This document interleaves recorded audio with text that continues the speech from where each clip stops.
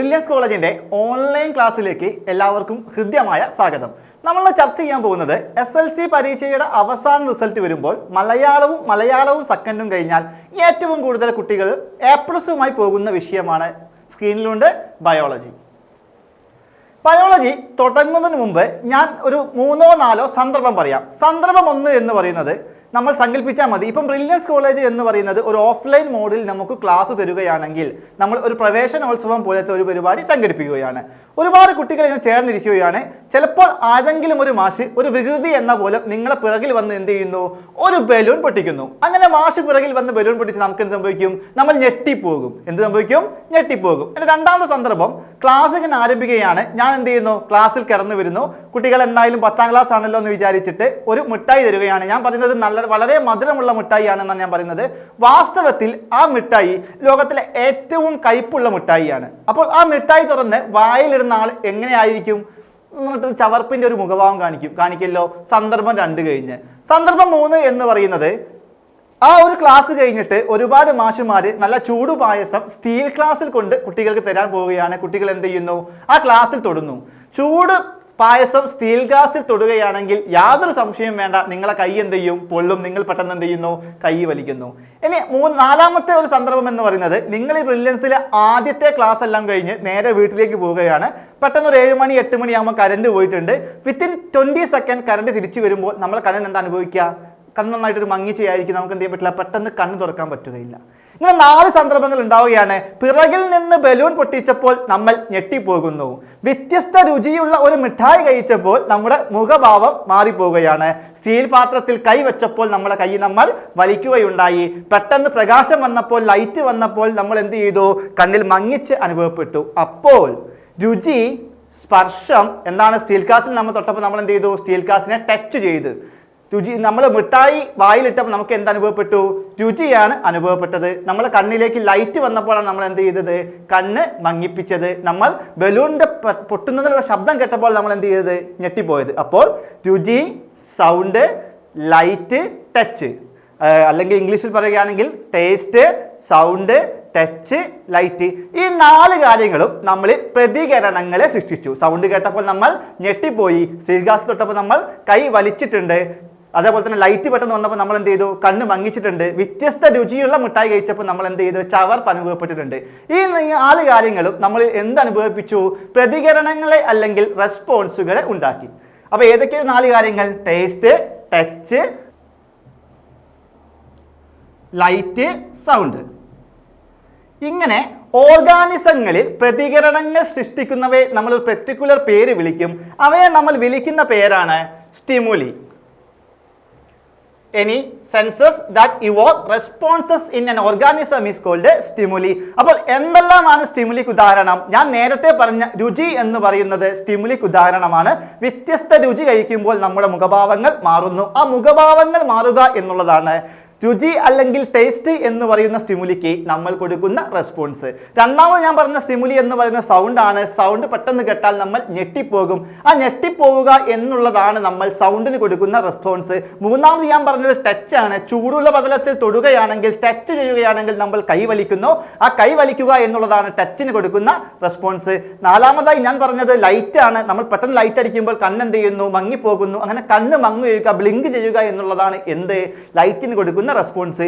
ഇങ്ങനെ ജീവികളിൽ ഇത്തരം റെസ്പോൺസ് ഉണ്ടാക്കുന്ന ലൈറ്റ്, സൗണ്ട്, ടച്ച്, ടേസ്റ്റ് പോലെയുള്ളവരെ നമ്മൾ വിളിക്കുന്ന പേരാണ് stimuli. The senses that evoke responses in an organism is called stimuli. The senses that evoke responses in an organism is called stimuli.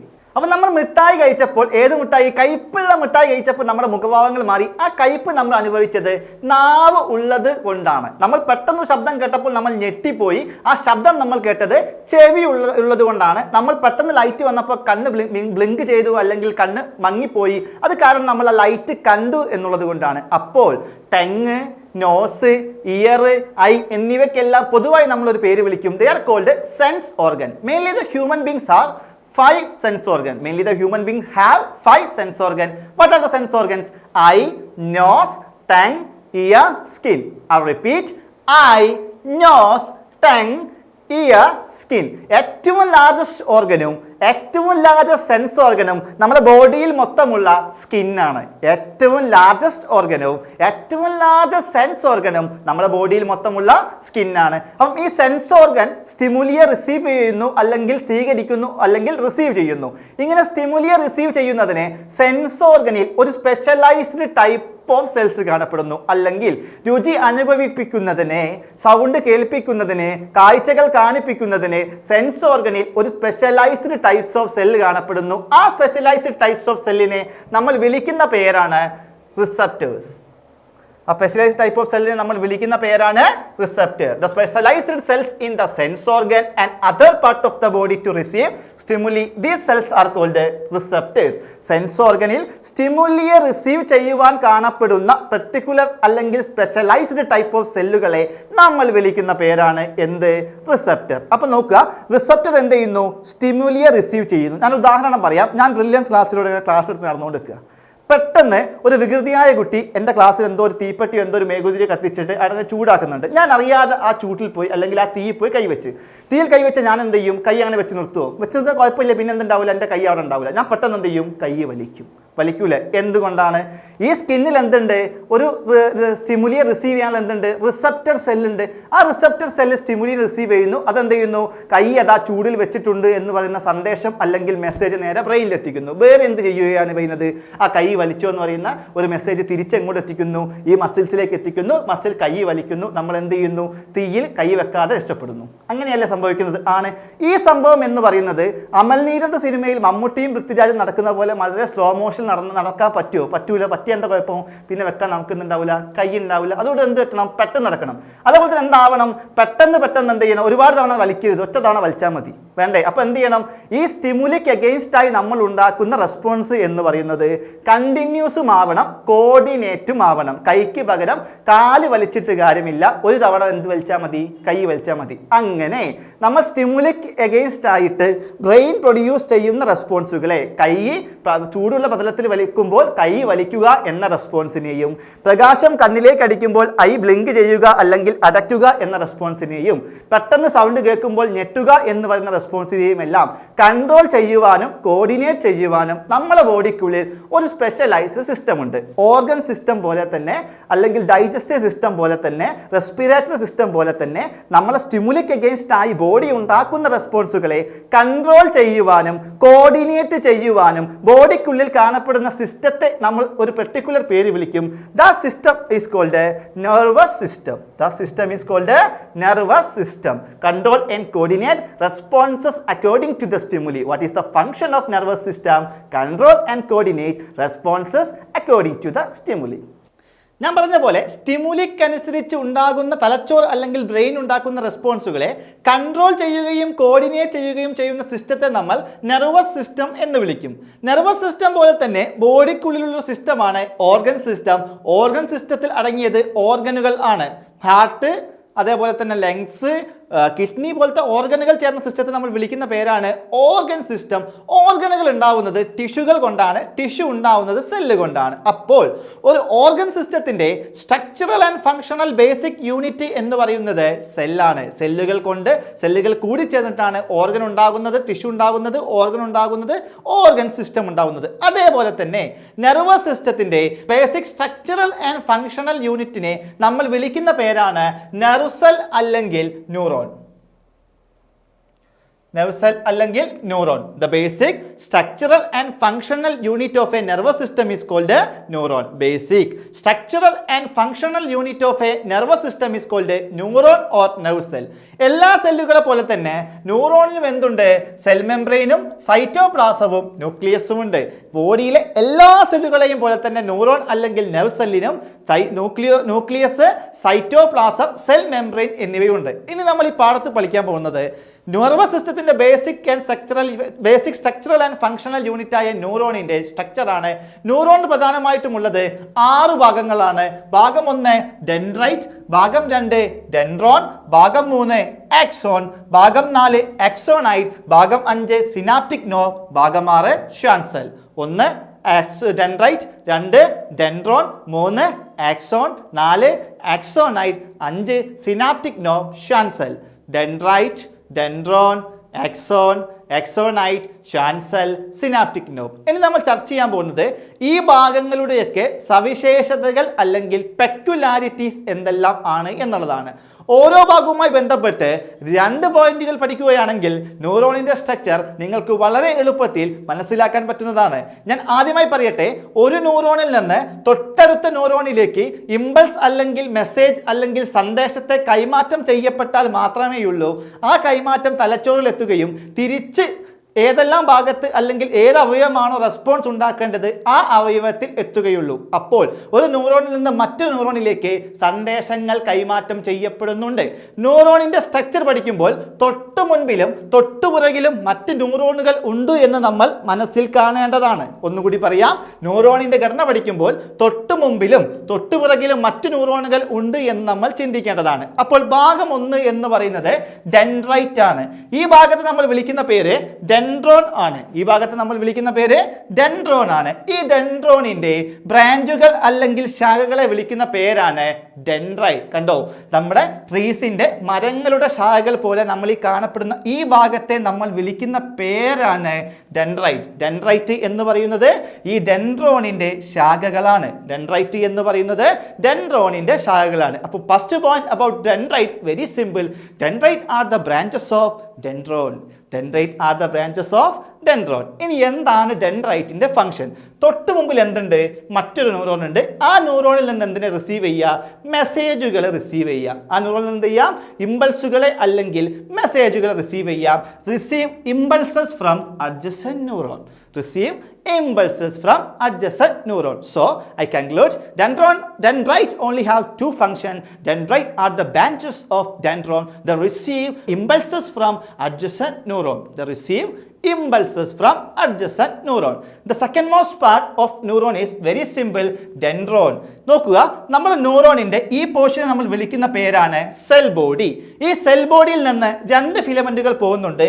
ഇതാണ് filament 1, ഇതാണ് ഫിലമെന്റ് 2. ഇതിൽ ലോങ്സ്റ്റ് എന്ന് പറയുന്നത് ഇതാണെങ്കിൽ ഷോർട്ടസ്റ്റ് എന്ന് പറയുന്നത് ഇതാണ്. അതിനെ നമ്മൾ വിളിക്കുന്ന ഈ ഷോർട്ടസ്റ്റ് ഫിലമെന്റ് നമ്മൾ വിളിക്കുന്ന പേരാണ് ഡെൻഡ്രോൺ. ഡെൻഡ്രോണിന്റെ 1ാമത്തെ പോയിന്റും അതുതന്നെയാണ്, സെൽ ബോഡിയിൽ നിന്നുണ്ടാകുന്ന ഏറ്റവും ഷോർട്ടസ്റ്റ് ഫിലമെന്റ്. അപ്പോൾ ഇംഗ്ലീഷിൽ എങ്ങനെ പറയാം? Shortest filament in the cell body. Shortest filament in the അല്ല, from the cell body. Shortest filament from the cell body. Shortest filament from the cell body. ഇനി എന്താണ് ഡെൻഡ്രോണിന്റെ function?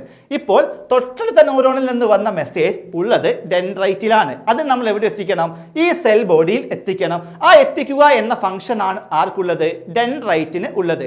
കാരീസ് impulses from dendrite into cell body. ആ function ആർക്കുള്ളത്? Dendron ഉള്ളത്. Carries impulses from dendrite into cell body. Carries impulses from dendrite into cell body. So I conclude the dendron. Dendron is the shortest filament from the cell body. Cell ബോഡിയിൽ നിന്നുള്ള ഏറ്റവും ചെറിയ filament ആണ് dendron. എന്താണ് function? ഡെൻഡ്രൈറ്റിലുള്ള മെസ്സേജിനെ cell ബോഡിയിൽ എത്തിക്കുക. Carries impulses from dendrite into cell body. So there are 6 parts for neuron, അല്ലെങ്കിൽ there are 6 structural parts for neuron. അതിൽ 2 നമ്മൾ കഴിഞ്ഞു. ഡെൻഡ്രൈറ്റ് കഴിഞ്ഞു, ഡെൻഡ്രോൺ കഴിഞ്ഞു. ഇനി നമ്മൾ പറയുവാൻ പോകുന്നത് ഏറ്റവും ലോങ്സ്റ്റ് ഫിലമെന്റ് ആയ എക്സോണിനെ കുറിച്ചിട്ടാണ്. ഒന്നുകൂടി ഓൾറെഡി 1ാമത്തെ പോയിന്റ് ഞാൻ പറഞ്ഞു കഴിഞ്ഞു. സെൽ ബോഡിയിൽ നിന്നുള്ള ഷോർട്ടസ്റ്റ് ഫിലമെന്റ് ഡെൻഡ്രോൺ ആണെങ്കിൽ സെൽ ബോഡിയിൽ നിന്നുള്ള ലോങ്സ്റ്റ് ഫിലമെന്റ് ആക്സോൺ ആണ്. Point 1 clear. The longest filament from the cell body is called axon. Longest filament from the cell body is called axon. എന്താണ് ആക്സോണിന്റെ ഫംഗ്ഷൻ?